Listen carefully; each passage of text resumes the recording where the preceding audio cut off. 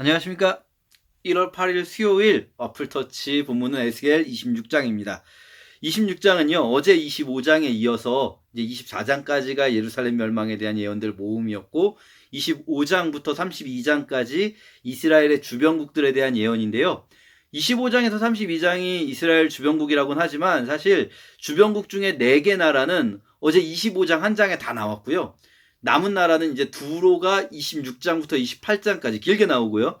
32장까지, 29장에서 32장까지 이집트가 더 길게 나옵니다. 무슨 이야기냐면, 당시에 앞에 나왔던 4개 나라보다 두로가 국력이 더 강했다라고 생각할 수 있겠죠, 아무래도.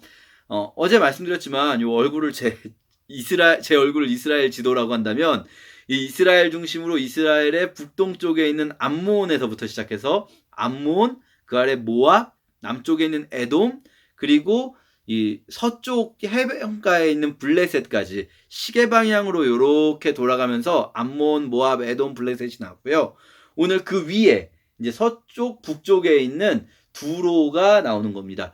요 두로에 대해서 두로가 당시에 왜 이렇게 3장이나 나올 만큼 강력했는가 좀 배경 설명이 필요할 것 같은데요.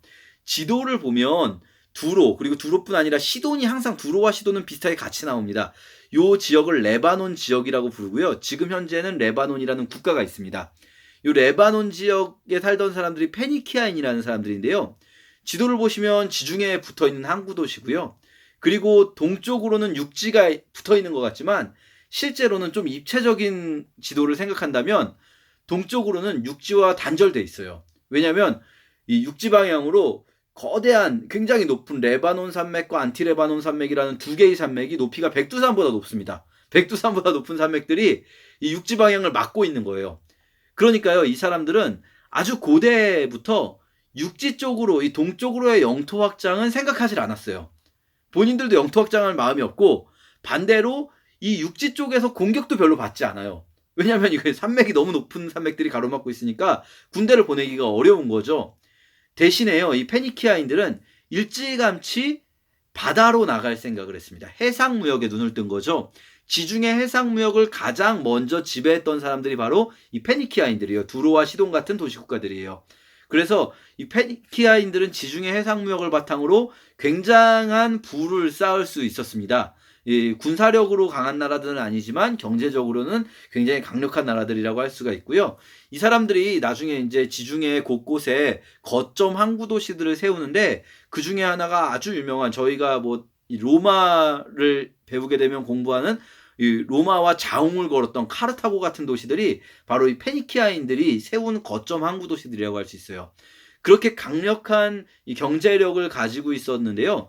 페니키아 쪽 지역의 또 하나의 특징은 뭐냐면 주변국들하고, 어제는 제가 이제 보통 역사를 보면 인접국끼리는 사이가 안 좋은 게 보통이다라고 말씀드렸는데, 인접국끼리 사이가 안 좋은 이유는 주로 영토 분쟁이거든요. 그런데 페니키아 지역은 영토 분쟁이 없다고 말씀드렸죠. 그래서요, 페니키아 지역의 두로와 시돈은요, 인접국들하고 다 동맹 관계라고 할 수 있습니다.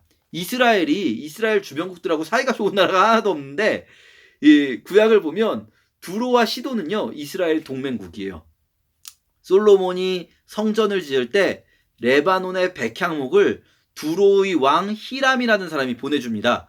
나무만 보내주는 게 아니라 일꾼들까지 딸려서 보내줘요. 그렇게 동맹 관계예요. 그리고 이 두로 위에 있는 시돈이라는 곳에서는 시돈의 공주와 북이스라엘의 왕자가 결혼을 하죠. 공주와 왕자의 결혼은 되게 아름다울 것 같지만 하필이면 이 왕자가 아합이고 이 공주가 이세벨, 그래서 별로 끝이 좋지는 않은 부부가 되긴 하지만 어쨌든 이렇게 결혼 동맹까지 할 정도로 이스라엘과 동맹 관계를 유지하고 있다. 왜냐하면 무역 상대국이었기 때문이다라고 할 수 있습니다. 자, 이게 이제 우리가 두로에 대해서 알 수 있는 그 뭐랄까요, 사전 지식인데요. 이스라엘이 바벨론에 의해서 멸망당했을 때 이스라엘의 동맹국인 두로 사람들은 어떤 생각을 했을까요? 오늘 이제 본문이 그게 나오는 거죠.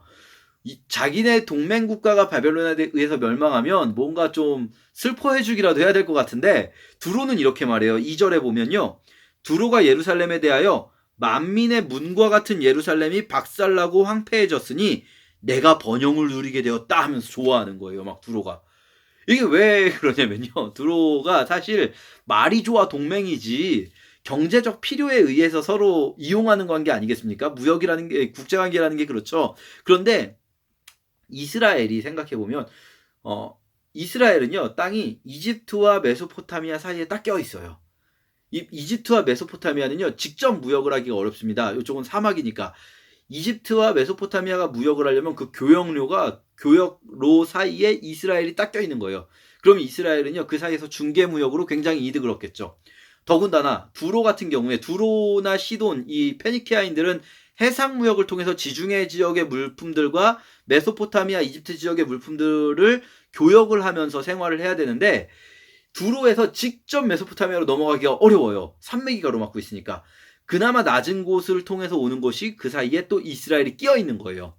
그러니까 지금 두로 사람들이 만민의 문과 같은 예루살렘이다 라고 말할 때 여기서 말하는 만민의 문은요 경제 관문 같은 역할을 한다고 할 수 있어요. 이스라엘이.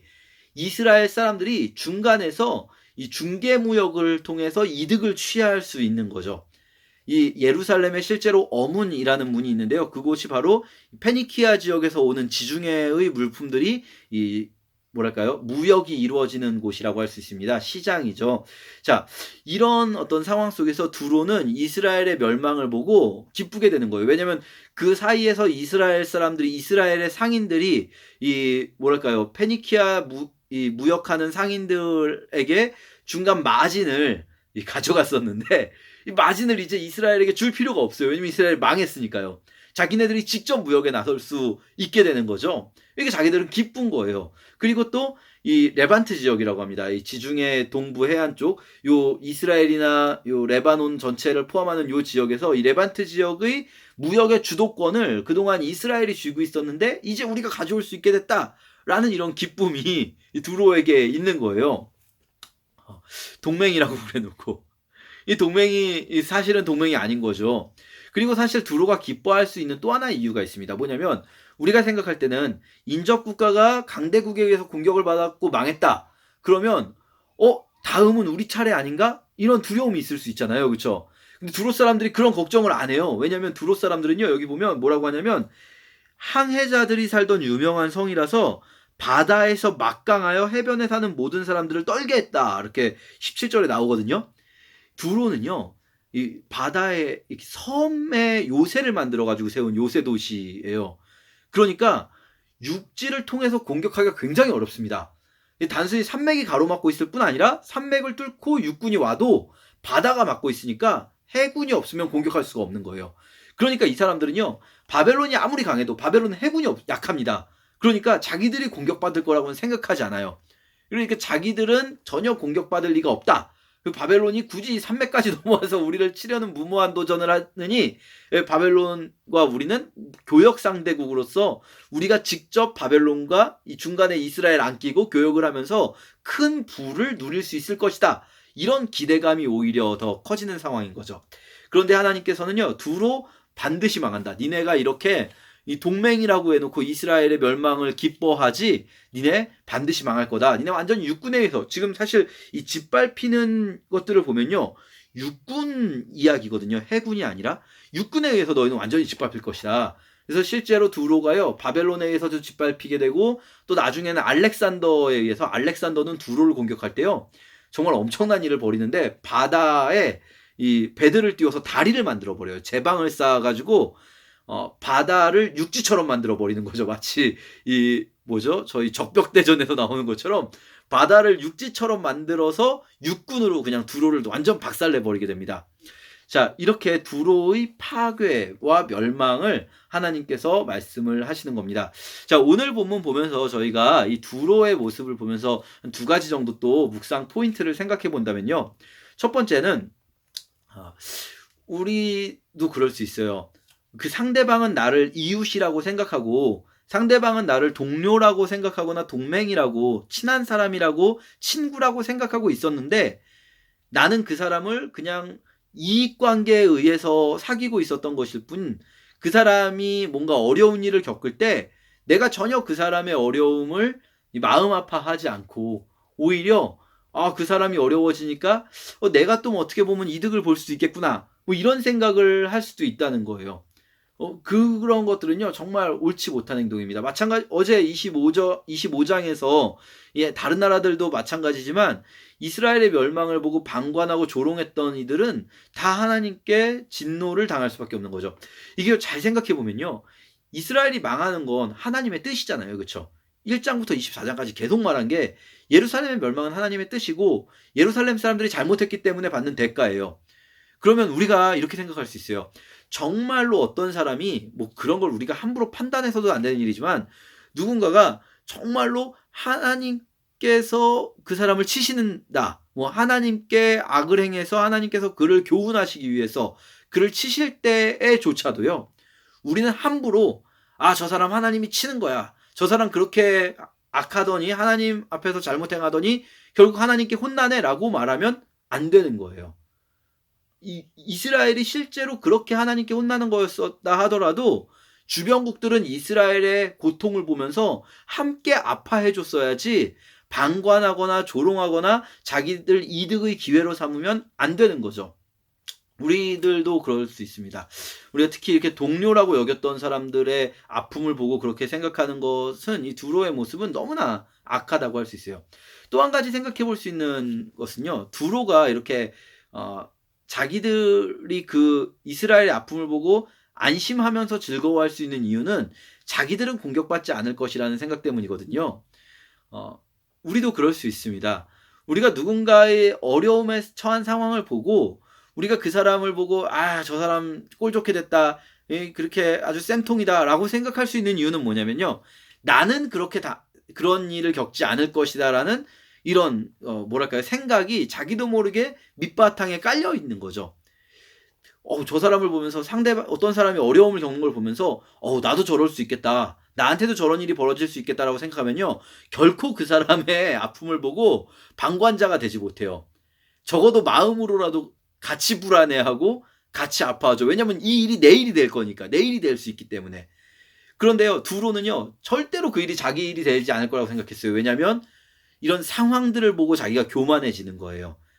우리는 육군이 공격하기 어려운 곳이고, 우리는 또 바다 위에 떠있는 섬의 요새가 있는 곳이고, 우리는 이렇게 안전한 곳이야, 전통적으로 우리는 이렇게 공격을 받는 일이 별로 없었어, 그러니까 우리는 안전할 거야, 이런 생각이 바탕에 깔려 있으니까, 이 교만한 그런 상황에 대한 교만이 바탕에 깔려 있는 사람은요, 결코 주변 사람들의 어려움을 자기 일처럼 아파할 수 없어요. 왜냐면 자기 일이 아니니까요.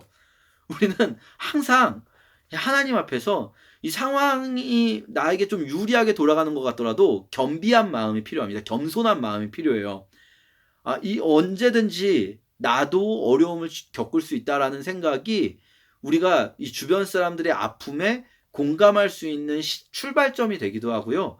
그 주변 사람들을 도와줄 수 있는 마음도 역시, 나도 언제든지 겪을 수 있는 일인데 내가 어려울 때 누군가 나를 도와줬으면 좋겠는 그런 마음이 지금 남을 도와주는 행동으로 드러날 수가 있는 거죠.